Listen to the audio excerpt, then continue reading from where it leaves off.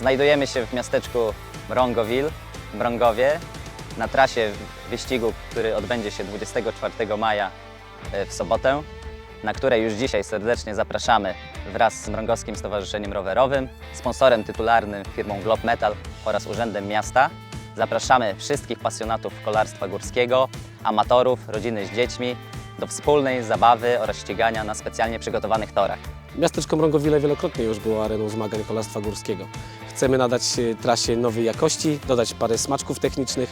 Przewidujemy wyścigi od najmłodszych kategorii wiekowych do najstarszych z licencją, bez licencji, aby każdy mógł coś znaleźć tutaj dla siebie. Siadajcie na rowery, przyjeżdżajcie, wyścig Glob Metal XC Race, Mrągowo, miasteczko Mrągowil. Zaczynamy godzina 9.